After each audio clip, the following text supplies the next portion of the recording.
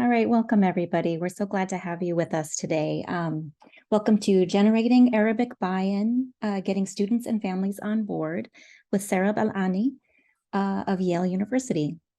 And these workshops are hosted by George Washington University's Institute for Middle East Studies and are generously funded by Qatar Foundation International. And I wanted to just mention here at the beginning that after the workshop, I'm going to send out a very brief survey. It's just 3 questions and should just take a few minutes to fill out. So please do fill it out. It helps us plan future workshops and keeps us accountable as well to you all and to our donor. And I'm just going to introduce Ms. Al-Ani, and then I'm going to give her the floor. So we're very lucky to have her today. She is the Language Program Director of Arabic at Yale and is an author of reading materials for learners of Arabic as a foreign language. She is a writer and blogger on issues of foreign language pedagogy, theory, and practice. In addition to teacher training, her current professional interests focus on using technology for language learning and overcoming challenges that face students of Arabic in the United States. She also offers online courses on second language teaching and learning with ViaX, or ViaX. Okay, thank you.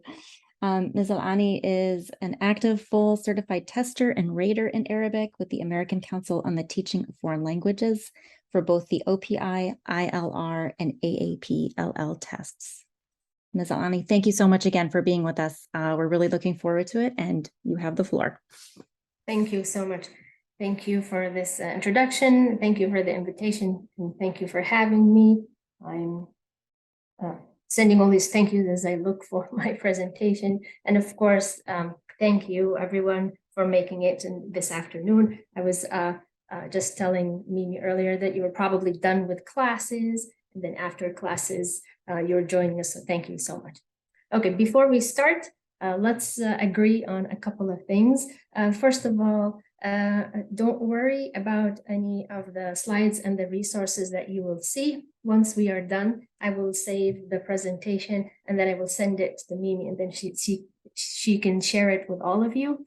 In many of those slides, there are live links that might be of use to you. So rest assured you will get a copy of the presentation.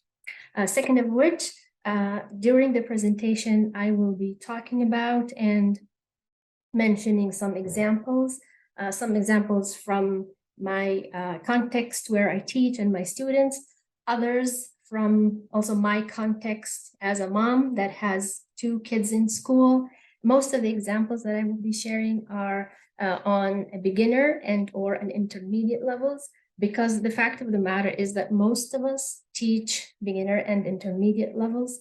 Very few of us teach advanced levels. And I argue that it might be more difficult, a little bit more difficult to engage and get buy-in from beginner and intermediate students than it is from advanced students. And the other thing that I would like to clarify and also announce is I would like to ask for you to participate. I think we are all familiar with Zoom. So you can either participate in the chat if you would like, or by raising your virtual hand and then participating orally.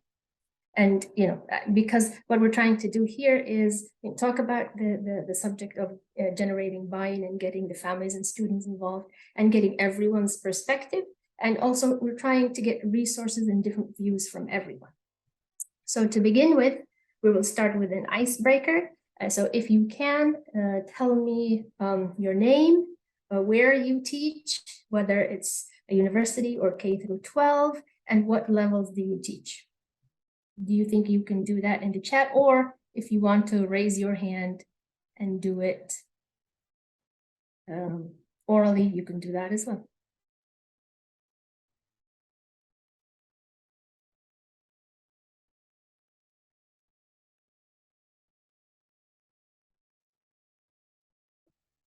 Let me see whose message is going to go in the chat first. So I myself, as I said, I teach in the university level. We teach all levels. That's one policy that we have. So we teach all from beginner to advanced, and we rotate in teaching that. And this way, we are all familiar with all strategies of teaching all levels at the same time. We are all there at the needs of our students, whatever it may be in different semesters. So Can you give me an idea of where you teach, what the age group is, what the language level is? I'll volunteer to go because sometimes I lead webinars like this and I know how it is to listen to silence. Assalamu Thank alaikum, you. marhaban everyone. My name is Ala Muhammad and I actually am not an Arabic teacher by profession. This is a kind of a side hobby or passion of mine. I have 3 young children and my oldest is 6 years old. And ever since she was born, I've just taken it as a personal passion to be involved in her Arabic education. It's important to me both from a cultural perspective, a religious perspective, and just because I love the language. It's a very beautiful and rich language. My intersection, I guess, with teaching is for about 5 years now, since she was very young, my daughter. I've helped in like leading kind of very small mommy and me groups where we do Arabic immersion with stories and songs.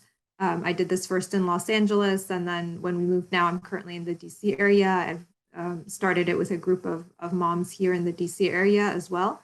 And I've also taken great interest in learning about Arabic Montessori teaching, and I'm helping support my daughters in a Montessori school here as well right now. So I'm helping them kind of support the development of their Arabic program as well. Excellent. Thank you so much. Thank you. Thank you, Arla. Thank you for participating orally and being the first to participate. I think Noor wants to go next. Yes? Yeah, Assalamu alaikum, everyone. My name is Yeah. Noor Maini. I'm an Arabic teacher for K through 2nd grade.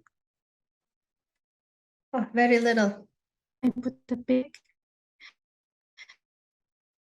Them are so observing. They are like sponge. Whatever you teach them, they observe. They take it. I love this age because you build whatever you want to build. So first, when I start the books, so here, so I built my own curriculum, posters, my own cards. So I teach my books with the children and I share it with the parents and family in here, and alhamdulillah, everybody like it. I have good result with them. So alhamdulillah, by the 2nd grade, the student can read the Arabic fluently, and also the Quran, which is the main goal for us, for the community to read the Quran by themselves, which is this is the main one. So this is thank you very much for this opportunity. Excellent, excellent. Thank you so much. And by the way, if my cat decides to join us, I apologize in advance. There's very little I can do to stop her from joining us. Okay, so I think in the chat we also have something. Vanessa says hi, and she says she does not teach Arabic, but she's the coordinator of the Arabic program in the University of Arizona, and she helps students from the 1st to the 4th year. Welcome, Vanessa. I think we also had Layali. Did you wanna go ahead and participate? Don't worry about your virtual hand. You could go ahead and just unmute and participate. Marhaba. My name is Layali. I am the founder and president of Kalima Programs. We have like after school, weekend, and summer camp programs for kids in different ages, but mainly pre-K to through elementary. And we are located in Montgomery County, Maryland. But we've done programs in DC and surrounding areas.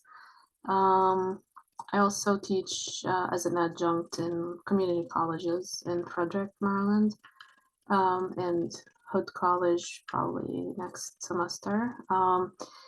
But mainly, yeah, I mainly teach beginners and, you know, some intermediate, not many, and some heritage speakers.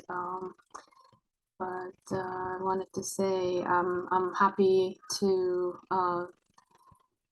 have you. I've attended your workshop before. I think it was with the New York Council, right? So we, highly recommended you to come over. We Thank you. welcome you. Thank you so Thank you. much. I've also recently discovered some of your books by accident in a bookstore in Jordan. So I'd really love to hear about your experience with that. Also, I think me and someone else from the DC Council have talked about your new resources, the one with online Yes. yeah, the online resources, play, learn something. Yes. I'm sorry, I'm blanking No, on the it's name. okay. It's okay. But yeah, so that was very good. I don't know if you're gonna talk about these. Thank you so much. I'm hoping that we will have a designated time to talk only about the resources. That's not to say that we will not mention some resources that we can share today. Thank you so much. Thank you for introducing yourself and thank you for coming. And I think in the chat, I have Fatima, who teaches Arabic in the high school in Virginia, and the students are between 14 and 18 years old. Thank you so much. Let me see, who do I have? Okay, we have Senna. She teaches also in Virginia in a community college. So I'm assuming you probably also teach beginner or intermediate levels. I did Guinness Academy School in Flint, Michigan. Welcome. Oh, okay. Okay, so first of all, thank you so much for introducing yourself, but also it is obvious that despite the fact that it's not a great number of us here, but it's obvious that we teach Arabic in very different circumstances and in very different contexts. And that's one of the things about Arabic, is despite the fact that it is one of the less commonly taught languages, as we all know, but it is one of those less commonly taught languages that has a very wide variety of places and institutes where it's taught. Some people teach in K or even pre-K through 12. Some people teach in university, state university or private universities. Some people teach in Islamic schools. So it's a very wide context where we teach Arabic. And despite the fact that Arabic is one of the less commonly taught languages, but in the recent years, it has witnessed a growth in the number of students who are studying it in the United States, starting maybe from the year 2000, and it is still growing. And in some of the aspect of its growth, it has surpassed many other less commonly taught languages in the US.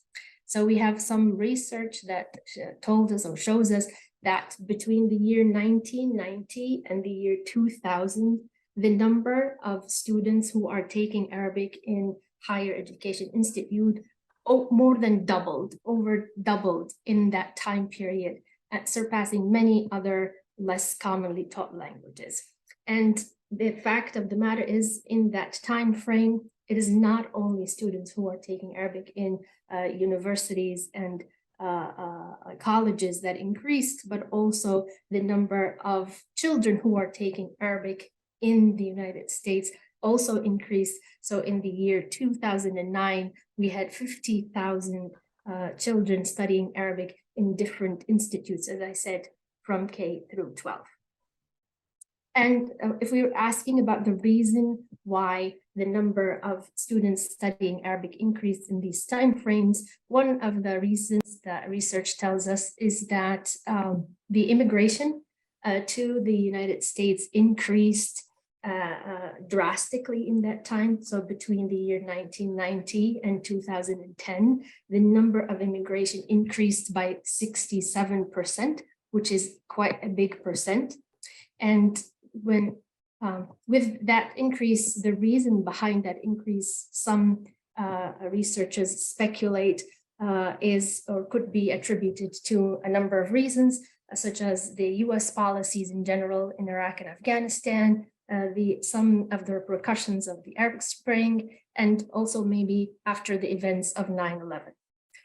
And what happened during that period where the number of immigrants, Arab immigrants to the US increased, and also the number of students studying Arabic, is that the number of language programs in the US also drastically increased to kind of try to adjust to the increasing number of students who are studying Arabic. So between the year 1998 and 2000, the increase in the Arabic language programs was over 82%. All of this seems great and healthy. We have a good and steady increase of students who are interested in Arabic over the years, which means that we're in good shape, but also it means that we need to work maybe a little bit harder to adapt with the number of students who are taking Arabic. And in the year 2001, the United States American State Department decided that Arabic is one of the critical languages. And as one of the critical languages, it means that there are resources that are dedicated to help and support programs, teachers, institutes, and students who are like trying or seeking to study Arabic. Which is also, it came as a result of the increased number of students who are taking Arabic, which also means it's good news for us, but we also have our challenges. So with all that increase that we have been talking about, and the number of students that is taking Arabic, the research shows us that all of these students that are taking Arabic can fall between one of these three categories. They're either learners who are studying Arabic for the very first time, and they don't have any history or cultural ties to it, or they are learners who are taking Arabic, but they have some Arabic descent. That's to say, one or both of their parents could be from Arabic descent. And in this group, these students might know some Arabic or might not know some Arabic. If they do know Arabic, it is most likely that they know a dialect or two. They might or might not be introduced to Fusha, depending on their circumstances. The learners who are taking Arabic now, who are of Arabic descent, could also be students who are of Arab descent, who lived in Arab countries, but who finished their high school in an international school. So they did not have the same formal schooling in Arabic as other students, as other Arab students. And the last but certainly not least group of students who are taking Arabic are Muslim non-Arab learners who have like cultural and heritage ties to the language because of their religion. Again, their knowledge of Arabic can differ. They might know a little bit of the language from their relationship with the religion. They might have gone to what is equivalent to a weekend school or a summer school. Most of the time, their knowledge will be closer to Fusha than it is to other dialects.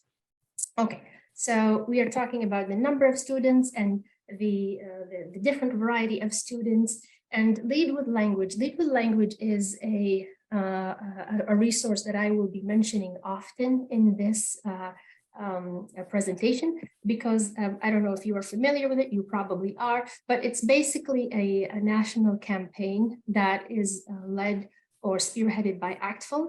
And the goal of this campaign is to raise the awareness of the importance of language proficiency in the US. And for our purposes, for the purpose of this presentation, Lead with Language is a great resource. Hence, you will see that I will be referencing it often. So when it comes to getting everyone on board in my language program, whether the families or the kids themselves, one of the main things that Lead with Language advise is that if we want to get everyone on board, the first thing we need to do is we need to do our research, and we need to carefully analyze the school. Who are the students? Who are the students that are interested in taking my language and why? Okay, now the question is to you. Why do you think is it so important to know the students when it comes to trying to get anyone on board? Again, feel free to raise your hand, unmute yourself, or share your opinion with us in the chat. I think it's important to know their purpose, but also their resources. Okay, would you care to elaborate? So why?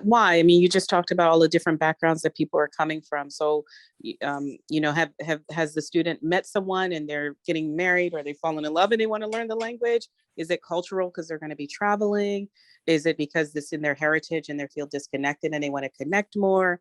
Is it for religious reasons because they want to understand scripture more? And then their resources.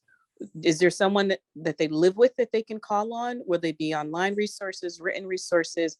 Will it be at the masjid that they have some, like, so to know who and how they're going to be able to reach out, and what they have at their fingertips in order to further whatever we offer, you offer.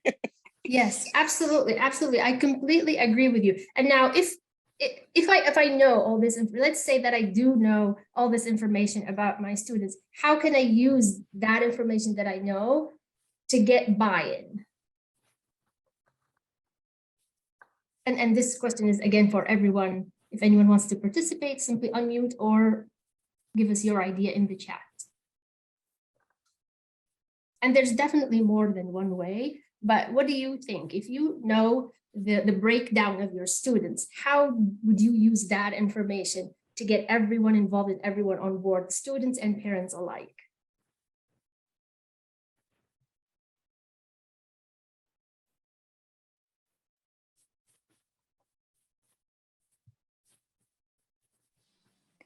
So I would like to say, hi, مرحبا. So I would, shukran.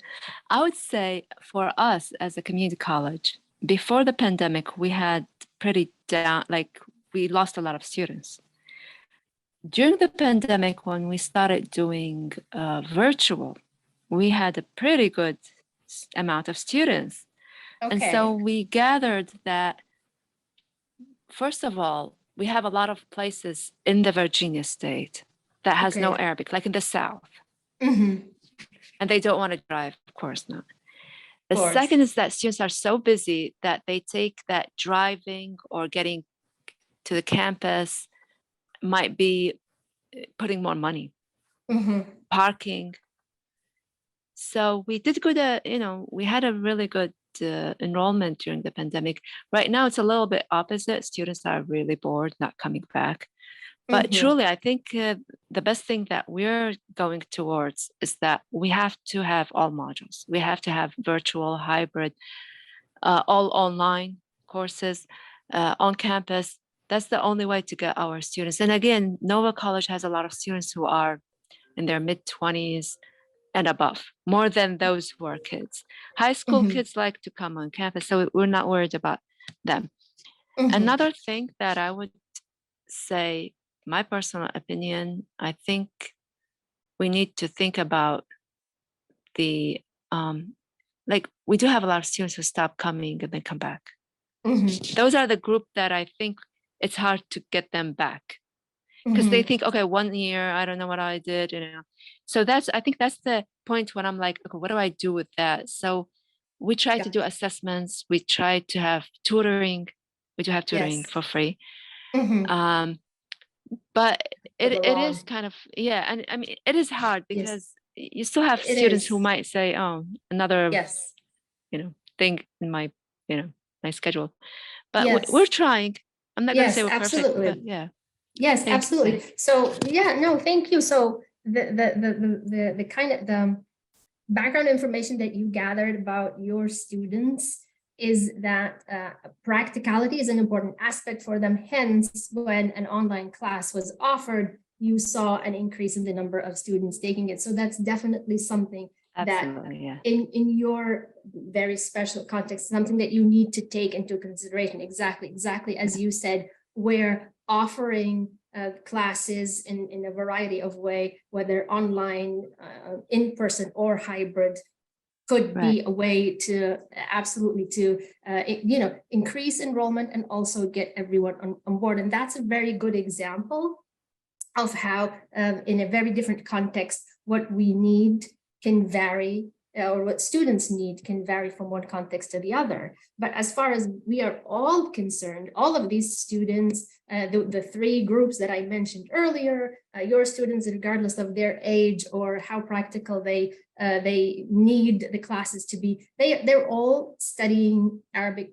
They all have some sort of motivation for studying Arabic, and that getting to know what that motivation is could be a key for us in getting them all on board and getting more students to take the classes or expanding the program if that's what we wish to do.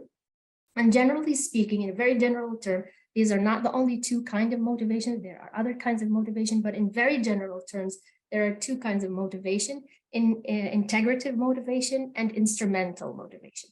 Integrative motivation basically means that the students value the group whose language they are studying, and they wish to integrate with that group one way or the other, or on one level or the other. Just like in the example we heard before about someone who might have a spouse from that language whose they are studying. And so basically they have a reason why they want to integrate with that group. Instrumental, on the other hand, that's the motivation that students take or study that language because they are hoping to get an instrumental gain from the language, which is basically either getting a job of some sort. They think that studying that language will help them get a job or help them improve their studies, which quite frankly, ultimately will also lead to them having one job or the other.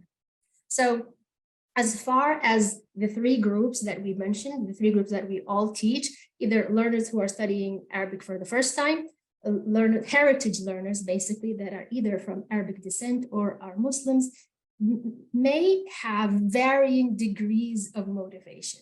So research tells us that students who are studying Arabic for the first time are most likely or will most likely have a stronger instrumental motivation. They're studying Arabic because they think that studying Arabic will advance their studies and hence ultimately their career. Whereas students, heritage students basically of Arab descent or Muslims who are non-Arabs are more likely to be studying Arabic because they have an integrative motivation. They wish to associate and integrate with that group whose language they are studying. Now that we know that these two groups have varying motivations, how can I use that motivation to get students on board? What would you do?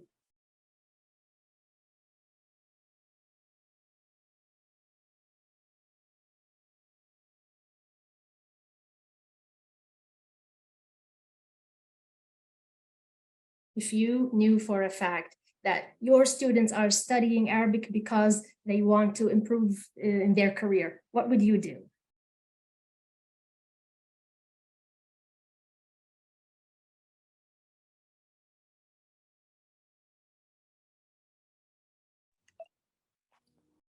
Yeah, go ahead. There are no wrong answers. I think probably making it relevant then to what the motivating factor is, like if they're interested for Arabi for their career, well, what is their career area? For example, if they are in medicine or are interested in doing humanitarian work, well, maybe they want to know medical Arabic, and that's because that's what is going to be relevant to their professional goal. Absolutely, absolutely. If we are lucky enough to know, and we will take a look at some examples, if we are lucky enough to know that they want to take Arabic to improve a certain career, then we can definitely gear our teaching towards that career. But let's say that we don't know for sure. Let's say that they don't know for a fact what specifically it is that they would like to improve. We can still include the fact of how studying a language, studying Arabic in specific, can improve your career. So we can include into what we teach such resources such as the report that you see right here, which is a report that was created by ACTFL, supported by these other organizations. And the key of it is showcasing how taking a language can help in our careers. So we teach and we use different themes in teaching. So it might be worthwhile if we know that our students are interested in taking Arabic to improve their career, to include one of this information that focuses on how taking language could improve their career in one theme or two themes of what we are teaching, and taking it from resources such as the report that I see that I show in front of you. And as I said, you have a link to the report and you will be able to go to it. The report is extensive and it has a lot of information, but based on what we teach and the level of what we teach, we might think of something, for instance, like taking a very simple graph, such as the one that you see in front of you, showcases the importance of foreign language in getting future jobs. And we might try to replicate that in the target language, in Arabic, for instance, or we might want to choose that theme and dig deeper into what kind of job opportunities are available for students who take languages in general and for students who take Arabic. So these are some of the very basic information that this report gives us. So if the students know that 9 out of 10 businesses rely on employees that have like foreign language skills, that will definitely get them more interested in taking the language, but also pursuing taking the language. And let's assume that we know that our group of students do indeed want to study language to improve their careers. Well, what kind of careers do they want to go into? So in this very simple infograph, it tells us that the 5 most jobs that require a foreign language skill are customer service, sales, marketing, management, and IT. And some of these might not be options that we have in mind, but it might be something that the students have in mind as they navigate.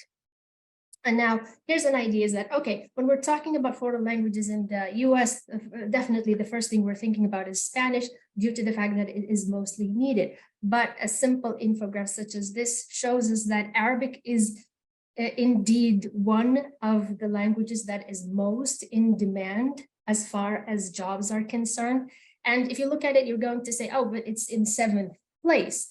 But taking into consideration that the ratio of the Arabic population in the US compared to the total ratio, that ratio is very small. So that 7% compared to the small ratio of Arabic language speakers in the US is actually very large, because ultimately it amounts to a good number of job opportunities. And we know, of course, that these job opportunities might also vary from one state to the other, depending on how much that language is needed. So that is another element that you can take into consideration depending on where you are teaching and how much the language is needed. This is another infographic I'm going to go through very quickly, but basically it shows us that the need is not only local, but also international. And we know that some college students might think of being able to travel and work internationally. And this is another example of an infographic that we can use. This is all depending on the language level of your students and, of course, their interest. And depending on that, we might also want to consider including a theme or more than one theme and resources in Arabic that show that there are indeed opportunities of working in Arabic, and such as this. And maybe we want to go and dig deeper into these opportunities. This is one of the slides that I added very recently. I was presenting in the conference NERALT on Saturday, and one of this presentation was these instructors of Russian who created new classes for their students who are taking Russian that are geared towards STEM, because they were able to see that a lot of their students were STEM majors. So they went ahead and they surveyed their students, and they could see that not only that they are STEM, but yes, very interesting statistics. I totally agree. So they did a survey and they found out that their students are indeed, most of them are STEM. So they surveyed them even more, and they asked them, like, would you care for a class that is dedicated almost completely to STEM? And they got the students' replies, and they were able to then create a program when they got the support of Start Talk to fund their program, where they were able to create classes in Russian that are dedicated for their STEM students, as this is the career opportunity that they are seeking. And so now, if we are going to show these statistics, or some of these statistics that I showed to our students, telling them that, hey, if you take Arabic and if you keep taking Arabic, there are lots of job opportunities for you. We also have to be able to show them that these opportunities exist when they're students, not just when they graduate. So having resources that give students opportunities as their students is a strong backup to our claim, hey, this is going to be helpful for you when you graduate. So this, for instance, Jiran is a great example of an opportunity that students can have as students that could, well, it can help them as students to get an employment, but also in the future when they graduate. Does anyone know about this program, or do I need to explain a little bit about it? So I'm not familiar with that. So Jiran is actually a community action summer program that is supported by Middlebury.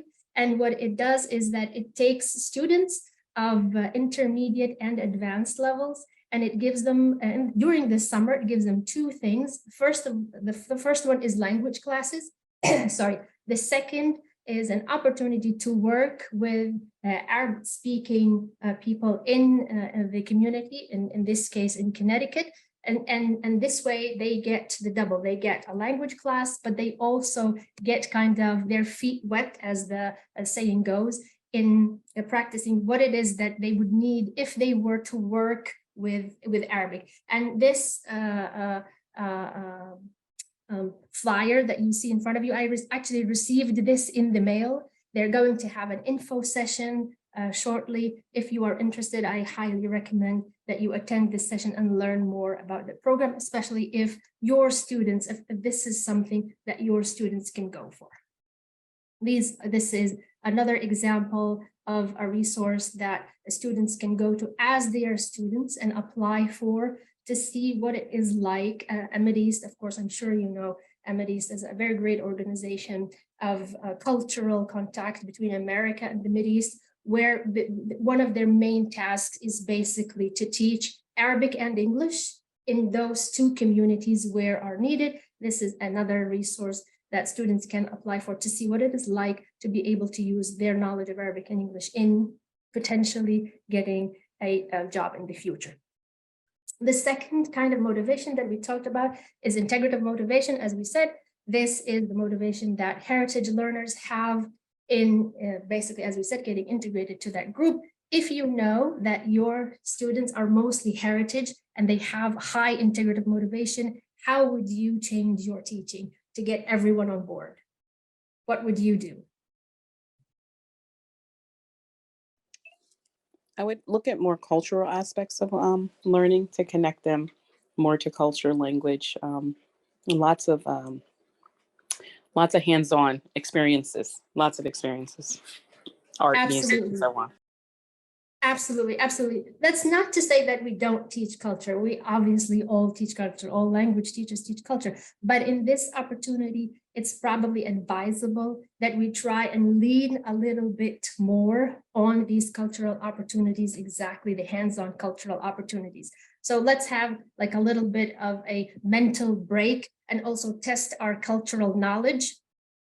If we wanted to take tea and the culture of drinking tea in Arab countries, let me ask you, let me see how much your cultural awareness is. Based on this picture, where does this tea come from? You can tell me orally or put it in the chat.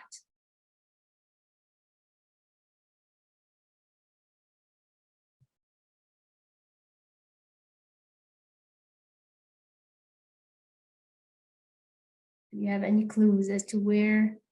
If you see the picture of this tea, where do you think it comes from? Let's see.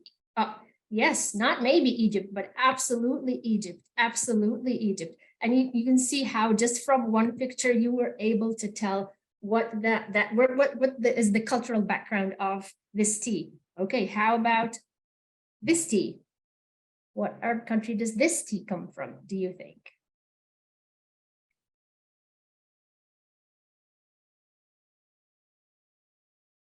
Okay, I have one. Absolutely. Not Turkey. We already said it. It's an Arab country, but absolutely it's from Iraq. Do you want to give us a little bit of a background as how you guessed this is from Iraq, Sana?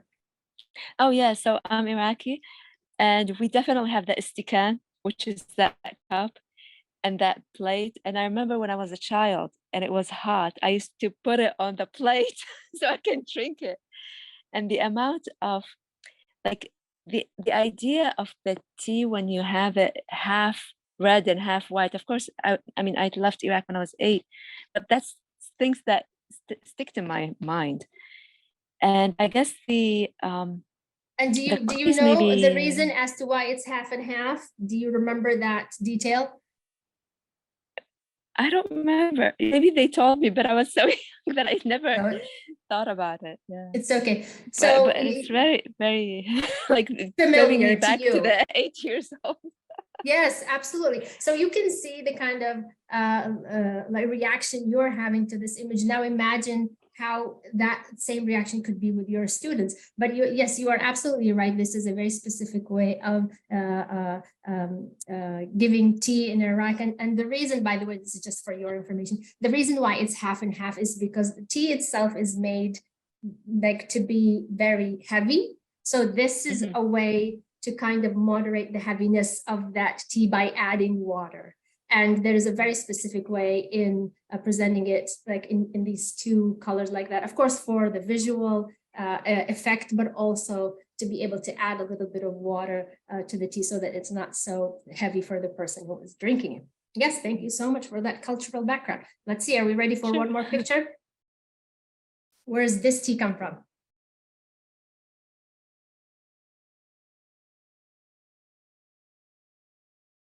Okay, I have more absolutely Morocco, absolutely. I don't think there is a doubt in anyone's mind where this tea comes from. And this one, I mean, not just the shape of the glass, but the fact that it's green tea, it's not black tea, which is what most Arab countries drink, and it's also made with mint.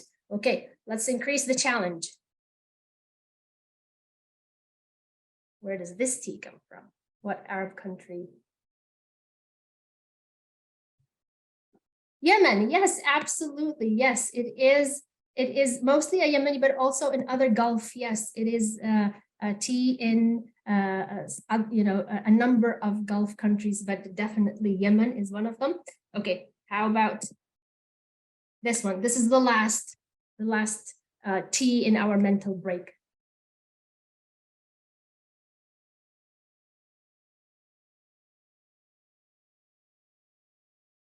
Do we have any idea where this tea comes from?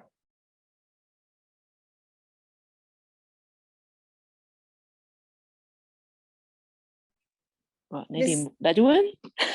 This particular tea. Desert? It is definitely it's definitely from the Sahara of Algeria, actually. And it's okay. and it's a very specific way of making it and then serving it like that with the phone. So I mean, the reason I used images and only images, as I told you, because a lot of times we need resources for beginners, and images for beginners are great. We don't necessarily want to use resources that have a lot of language, because this can prove to be very challenging to our students. And what we're trying to do is get them on board. We're not trying to scare them away. So images are definitely a very effective resource when it comes to beginners. And on this, on the same token of resources that would be great for beginners that would tie into their culture is something like a very simple infograph, such as the following. As you can see, we have very little language. We have the names of the countries, the flags, and it's something that might be a little bit easier for students to integrate into a study and also to digest, of course, with the proper help. That being said, we might want to take things a little bit to a higher level, where we use something like this, which is basically a video that shows us how to make one of those teas that I just showed you. It also has very, I'm thinking perhaps I would stop.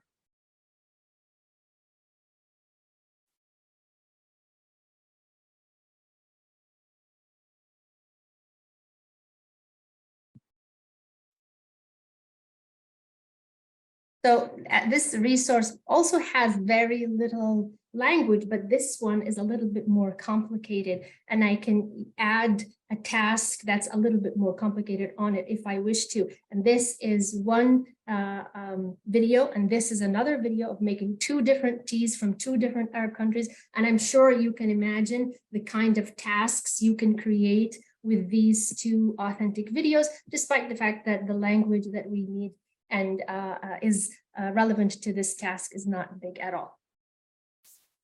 Okay, I'm going to skip this for the sake of time, and I'm just going to say one thing, that the breakdown of our students is, we need to remember that it's an ever-changing aspect. So for instance, in the institute where I teach, and I've been teaching there since 2009, the vast majority of our students were, as I mentioned, students who are taking Arabic for the first time. We rarely had heritage learners, maybe 1 or 2, but not more than that.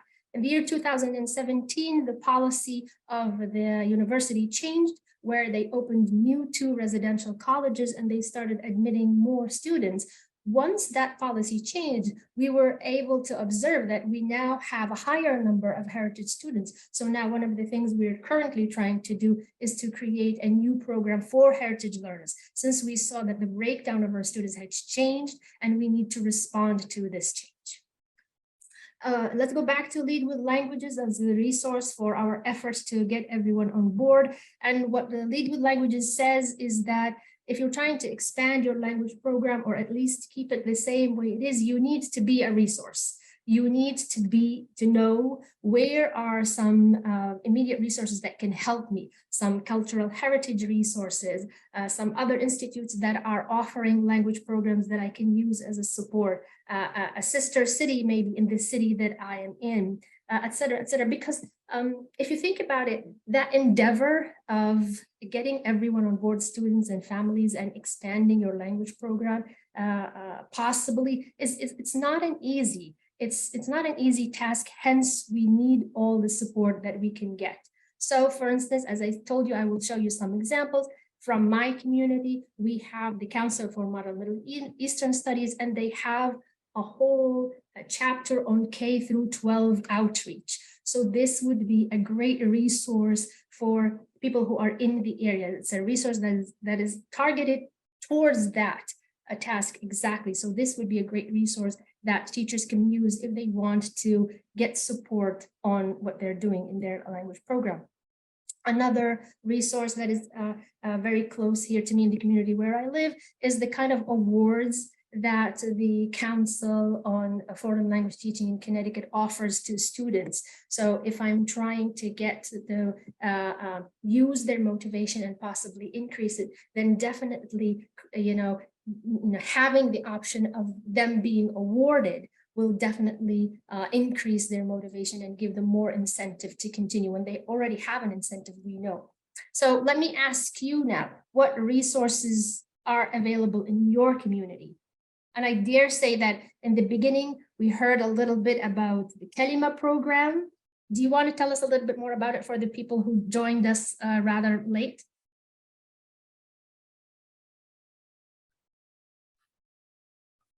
I'm sorry, do you want me to talk about it in the context of the resources? Yeah, if you can tell us a little bit about your program, because it is possible that it could be a resource for some of the teachers that are close by, no? Right. So Kalima Programs is like a small organization, community-based organization. We have after school, weekend, and summer camp programs. Currently, with COVID, things changed a little bit. Currently, we have programs like reading clinics, conversation clinics, we have very small programs, so it's like really ranges between 2 and 6 kids in any given program. And we do cater to all different ages. So we do occasionally have adults also learning Arabic, but like mostly it's kids in pre-K to through elementary programs, through elementary ages. We also, we've come up, like one of our unique programs is Alf Kalima Kalima, 1001 Kalima, which is focuses on sight words. So the kids have been, there's a core group that's been in this program for about 2 years now, who are focusing on memorizing certain, sight words, that like highly repetitive words in Arabic kids literature specifically. So we also. And what is your community? What community do you serve geographically? We are in Montgomery County in Maryland, but we've also had people from Virginia, DC, and in summer camps, we have people traveling actually from other states to our camps as well. So, but yeah, the location of our programs is mainly Montgomery County, Maryland. We've done some programs in DC and Virginia. So yeah, there's, I heard Aula is probably local, and I know Sana is local. I don't know who else.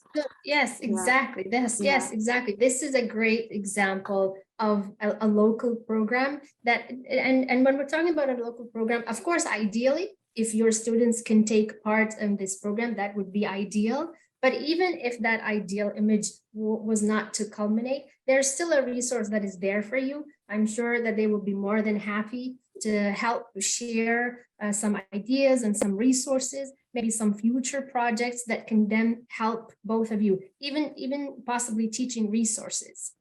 Other resources that I am familiar with that might be helpful for you. And again, as I said, you will have a copy of this with the live link, so don't worry about it. Morocco Study Abroad is specifically a study abroad program for the younger. We're familiar with study abroad programs that are usually dedicated for university students. There's no lack of those. But this one is dedicated for high schoolers, which might be a relatively rare commodity. Nestle Y is, of course, another program that is dedicated to high school students that can be of great support. And of course, as we said in the beginning, since Arabic became one of the critical languages, there is definitely the critical language scholarship, and Arabic is one of them. There are other scholarships that are a little bit smaller, such as the Ibn Battuta scholarship that can help fund students study abroad in Morocco in the program Qalam wa Lawh. The Salam scholarship in the Sultan Qaboos Cultural Center is yet another good scholarship that can support students studying in Oman for an entire summer. And if you were thinking, okay, where can I get more of these resources?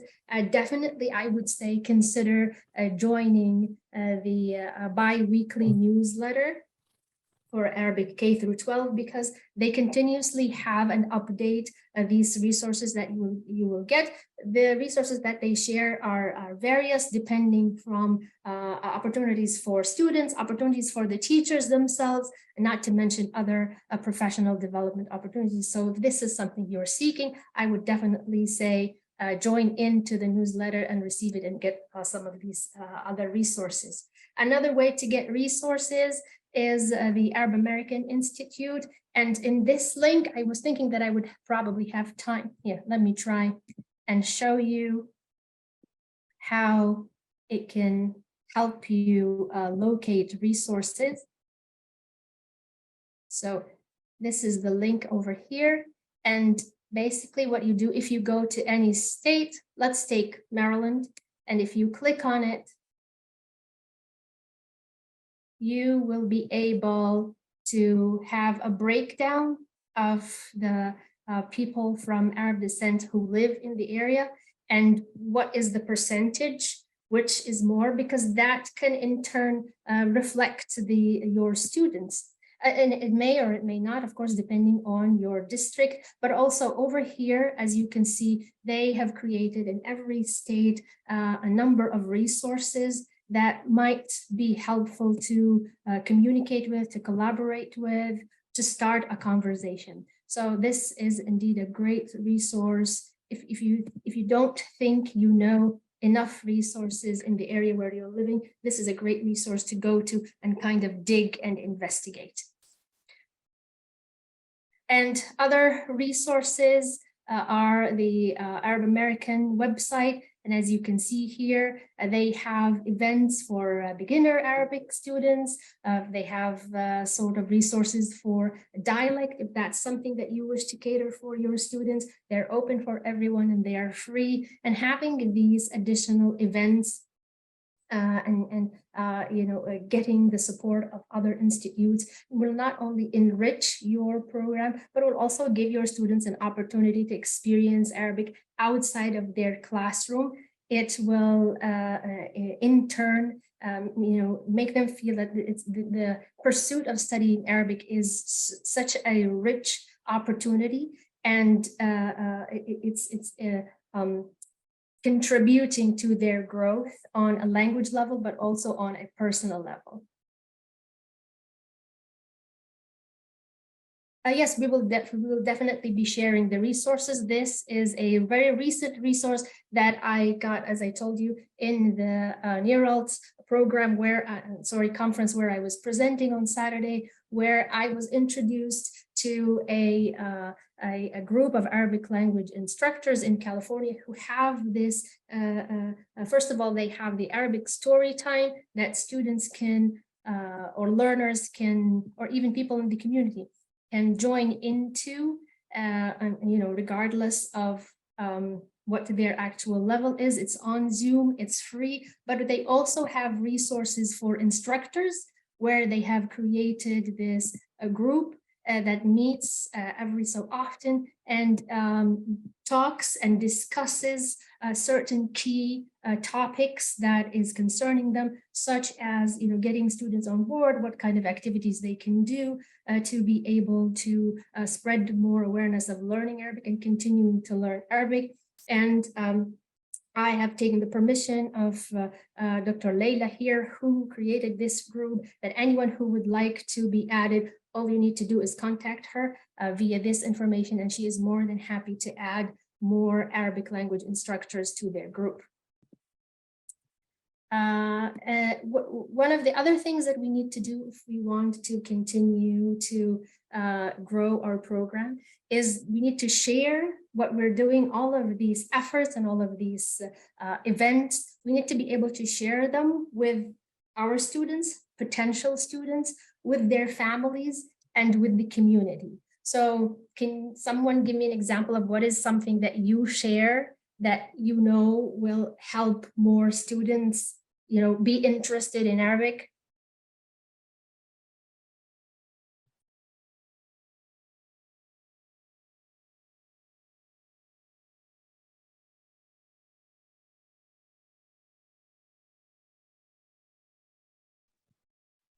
So for me, oh, sorry. Go ahead. Okay, I think we have time for both of you. Go ahead, Sana. Oh, okay. So I was just saying that I usually ask students where they're interested in.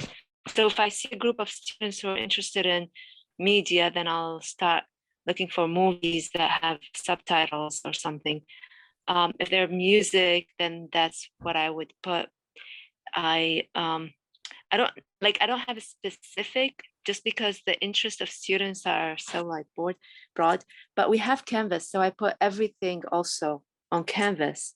So I let them know if you're interested in this, then there's that. But I would also want to mention Al Jazeera tutorial is pretty good. These are some of the resources that you share with your students. Excellent. Layali, what do you want to share with us? I wanted to say that from my experience teaching at the college level and having high school students who are like double enrolled in college and high school at the same time, They have some interesting reasons sometimes for for taking Arabic.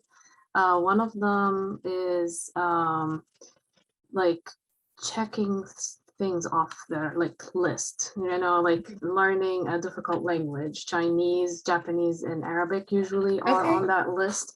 Okay. So it's something probably that gives them bragging rights, or I don't know, something cool. So that's so in that sense, I mean, it sometimes that reason doesn't necessarily mean that they're actually able to, but like they just attempt, right? Like they want to attempt to learn a difficult language. And unfortunately, a lot of times that ends up, with those particular students dropping out of those classes before, it gets really serious, and they don't want it affecting their GPA. But they get the attempt checked off their list, yes, right? they get the attempt. Yes, they get the honor of attempting. Yes, and another thing is for communities and families.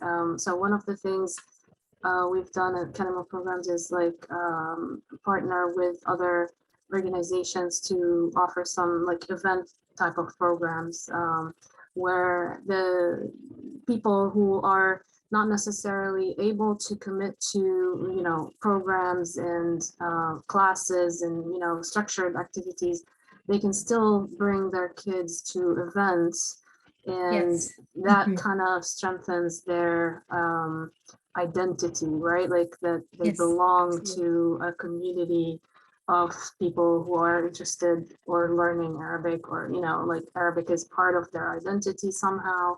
And so the last thing we did was it was partnership with the National Children's Museum in DC and That's wonderful. Qatar Foundation International, where they had the alphabet exhibit, and so we did some programming there in partnership with them.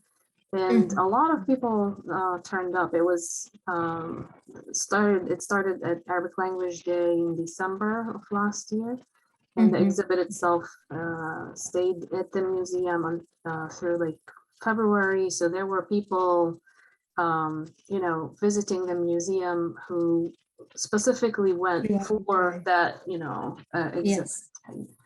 Of course, yes, of course. I can imagine. And for those students who want the bragging rights, one of the first things that we might want to consider to share with students or potential students is success stories of other students that have done this before them. So for example, oftentimes we have projects for students where they are creating a video or a story or whatever it is. We might want to select those that we have curated and deemed appropriate to share with other students so that they can see what success stories previous students have. And this is just an example of a project that an intermediate student had to do, where they created this story with images, and they also had to record their voice reading. So it's kind of like an audio book. So this is a great success example that can be shared from one student to the other, so they can like visualize what it is that they will be able to do once they hit a certain level. Success stories are, of course, great to share with parents and with teachers alike. This is a video of a success story. I'm not going to play it for the sake of time, but it's basically a very well-known news reporter who is talking about how valuable Arabic is, and other languages it is, to her own career, and how they've contributed in her success. So this kind of success story, a well-known famous figure, is a great success story to share with students if it's appropriate for them, for their age and for their motivation, but also with parents. And again, for the sake of time, I'm not going to play it. This is another success story of a student who does not have any background of Arabic and who's talking about her journey in studying Arabic, why she feels it's important to her and why she wants to continue. This is, again, a great thing to share with the students, perhaps more so than the parents, because this is someone who could be of similar age and is going through the same or similar experiences as they are, which they will definitely value. Again, I'm not going to play it for the sake of time, but we can go on.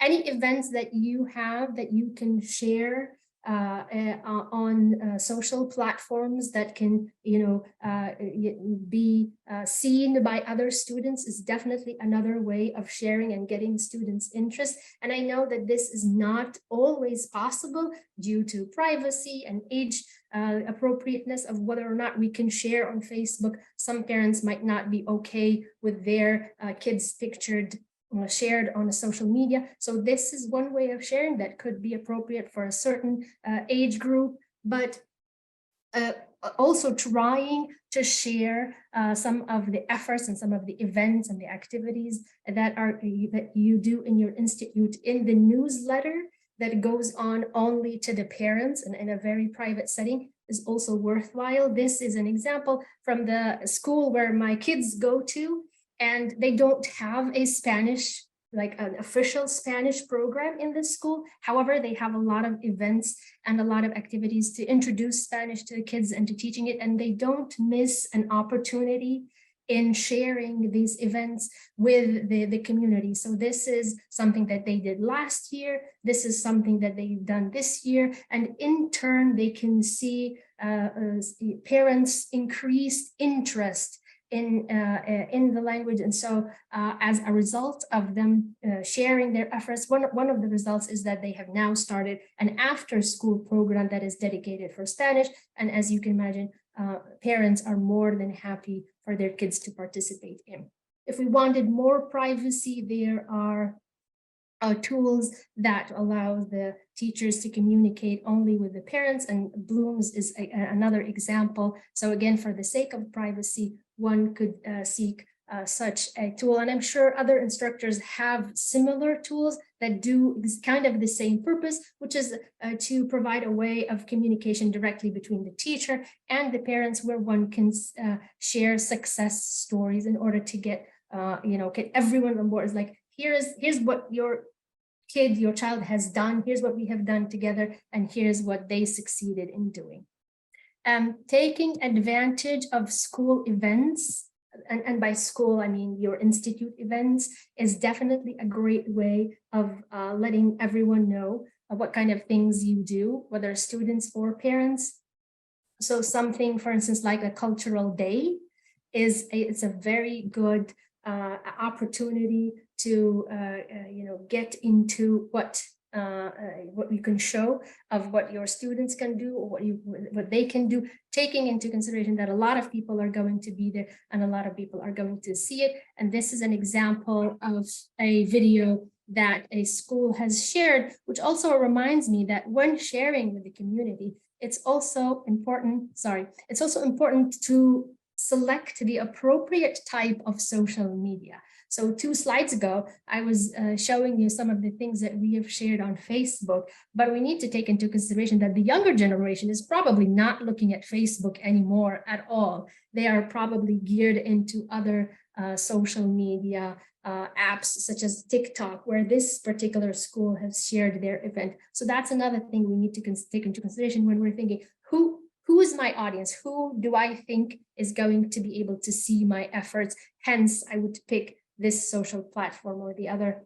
As far as a university is concerned, an event such as Family Weekend, which I'm sure has different names in different institutes, is another good event to take advantage of, to be able to showcase the students what they have learned and what they can do, especially that in such events, the institute itself works on creating special events and supporting special events for the parents.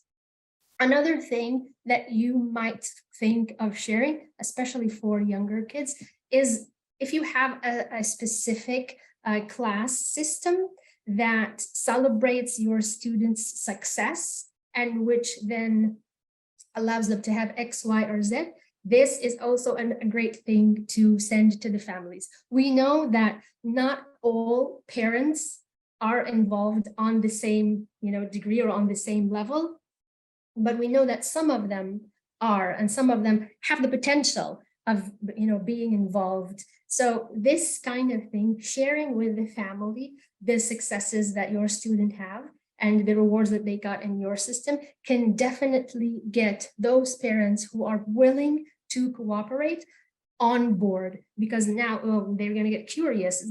So they receive this at home and they're going to get curious. Okay, how did my kid get this reward? What did they have to do? Okay, what do they have to do in the future to make sure that they get it? So don't hesitate in sharing something like that with the parents of your students, especially of younger age, and knowing that not everyone will have a reaction, but certainly those who have potential will.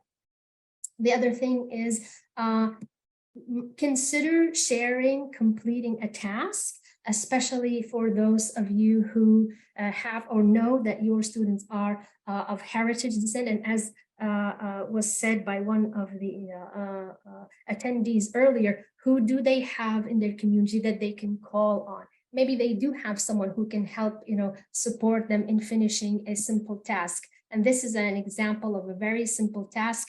It's basically, trying to find these things that is fall related and then checking it off the board. And here's a video of a child completing this task with the assistance of their parent.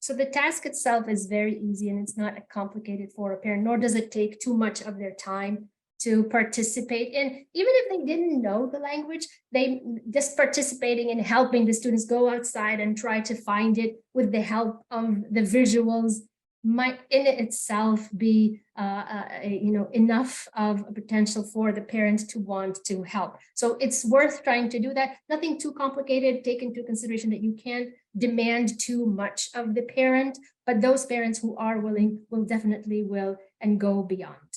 And when it comes to sharing especially with families, using credible online resources is a good way of letting the families know what kind of things, what kind of things am I using and what kind of materials am I using to teach, your students? What are we trying to learn about? Because it's online, it's free, it's readily for the parents to go themselves and investigate.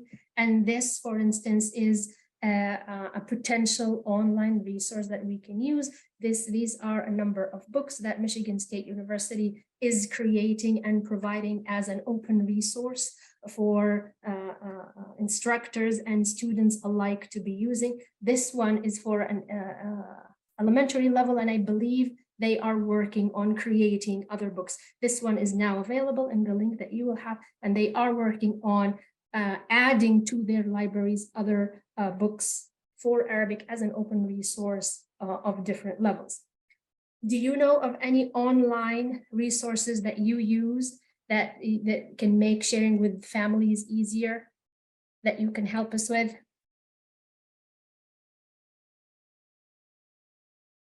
I will go on to mention a number of them. And as I said, you have the links to them. Some of them you might already know or heard of, others might be new to you.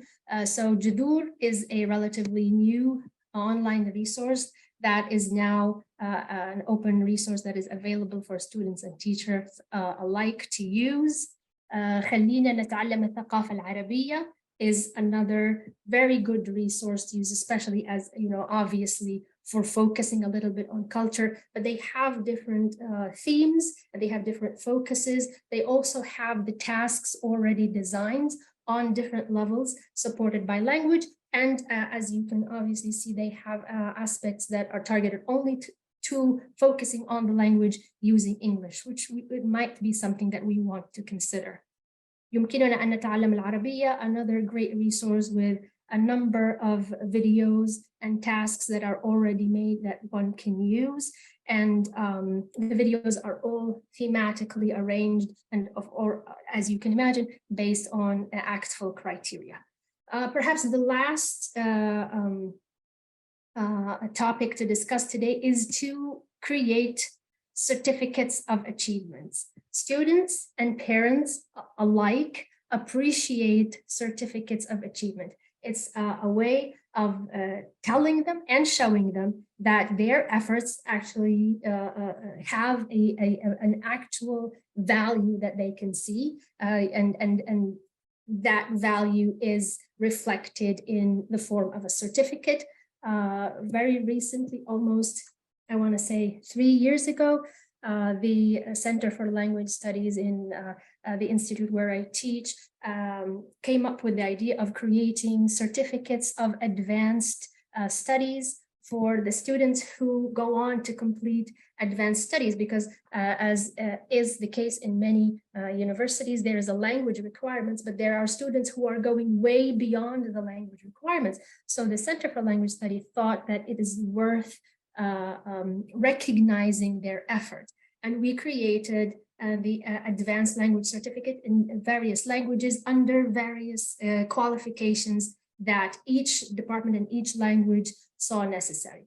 Since the creation of that certificate, we had a very big turnout of the students, not only the students, but the parents asking about that certificate. What does my kid have to do in order to get that certificate, which is of course added to their credentials once they graduate, which going back almost a full circle to that instrumental motivation that helps students in improving their studies and or getting a job. So this will work back in that effect. And actually, after creating these certificates and the way that they saw great success among students and families, other aspects started also creating these certificates, such as a certificate for education studies or a certificate for medieval studies, etc. And if you are in a position to create a certificate, that's great. If you are not in a position to create a certificate, well, there is the seal of biliteracy, which is another way of recognizing a student's effort in learning a language. And as you can see, the seal of biliteracy over the years has gained a lot of favoritism, and schools and families are viewing it positively. And you can see the increase of the states that are using the seal of biliteracy and those who are still working on it. And so you can definitely, one of the things that you can definitely do is try and see what the status of the seal of biliteracy is in the state or in the area where you work, and take advantage of a certificate that is already created that you can then use to encourage your students to study and keep studying Arabic. So this is all that I have for you today. And let me know if you have any questions or if there's other things that you would like to contribute with and add. I see someone in the chat here who, oh, Layali, what is this? The YouTube playlist that can be a good resource. Thank you so much. Is there other things that you guys want to share with us or questions that you might have?